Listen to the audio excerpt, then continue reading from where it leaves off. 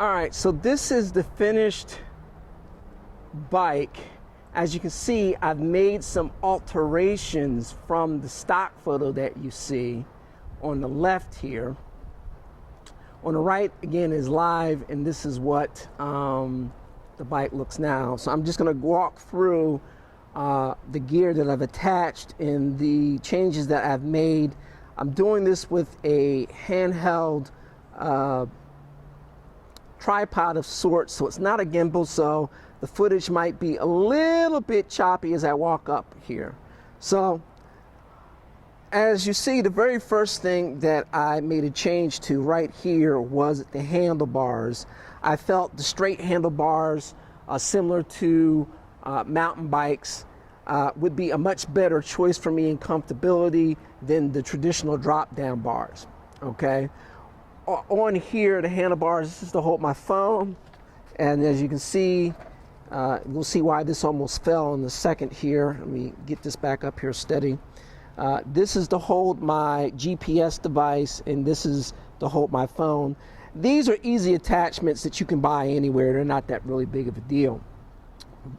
But the thing is, because I switched the handlebars, I had to switch out the brakes on this bike as well, because the brake system was not compatible with a straight bar. So there was some money in that. The other thing that I switched out was the seat. The seats that come with these bikes are comfortable if you're riding around town, if you're doing 3 or 4 miles. But if you're going to be traveling 30, 40 miles a day, you need something that's going to be a lot more comfortable. So I went to a local bike shop, did a computerized sort of evaluation, and it gave me the type of saddle that would be perfect for my particular size. You can do that at many other bike shops as well. Okay, excuse the noise. There's some people in here in the storage unit that are opening up their storage things. The other thing that I switched out was the stem. So as you can see, we have a bike stem here that is done specifically so when I hit rocks or gravel or anything, it will move up and down. It's a suspension seat post. That will increase comfortability, hopefully keep my butt from hurting too much. That was an added cost. Not a lot of people do that, but since my bike path is going to take me from gravel to dirt to road, I wanted to do something that would increase that comfortability. I did the same thing for my brother's bike as well. Okay, and then of course, most of these gravel bikes actually don't come with kickstands, which I really don't understand why they don't. I mean, who wants to load up their bike and then have to lay it on the ground? I mean, a lot of tour people do that.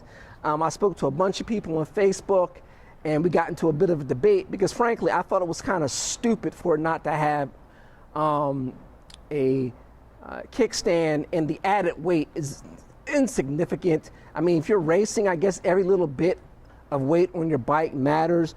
But if you're just riding it and you're not trying to beat time, seems to me convenience is much more important. But since it wasn't designed for a kickstand, you do have to position it correctly so it doesn't fall over, particularly when you've got added weight.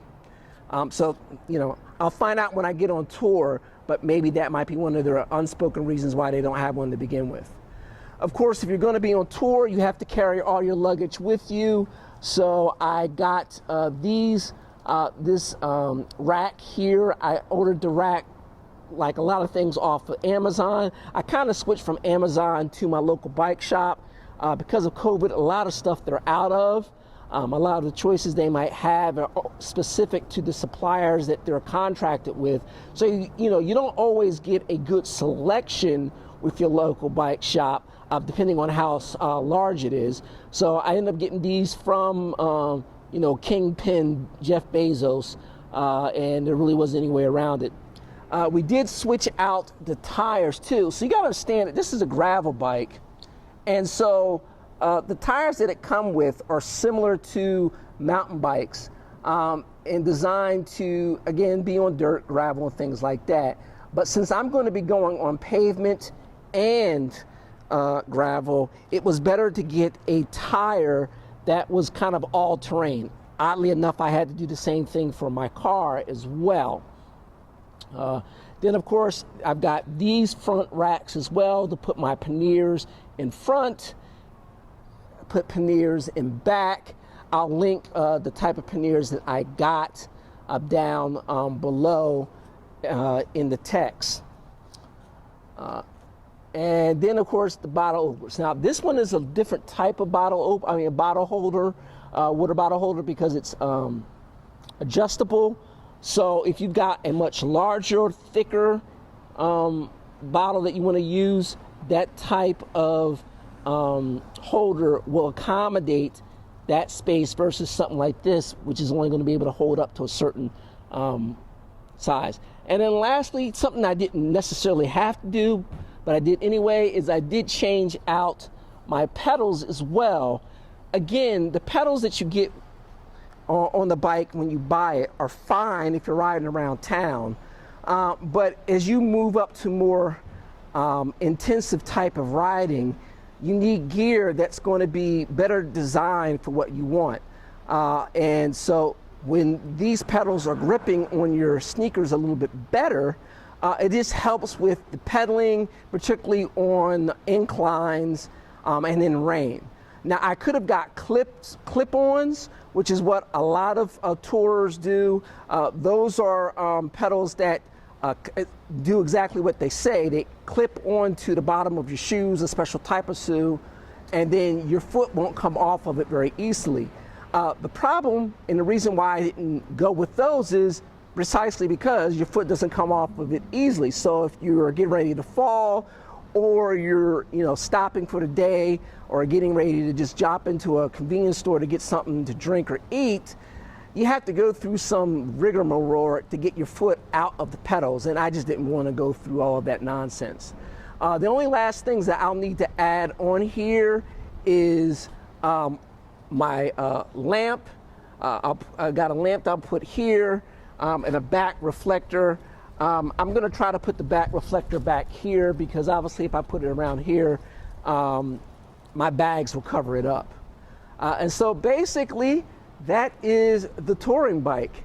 The two last things that I'm supposed to do for something like this, according to tradition, but I haven't done as of yet, is I haven't given the bike a name, and I haven't gotten me a little biking mascot. I've been looking at some, but at the end of the day, I couldn't find one that I wanted that could get here before I was actually thought I was going to leave. I thought I was going to leave this morning, ended up having to delay because of some technical issues with my GPS unit. So I don't have it. So I might pick up one later, or who knows, if I hop on Amazon today and they've got something that can be delivered same day, then maybe I'll grab something. But until then, if you've got any suggestions, comments, questions, put them down below.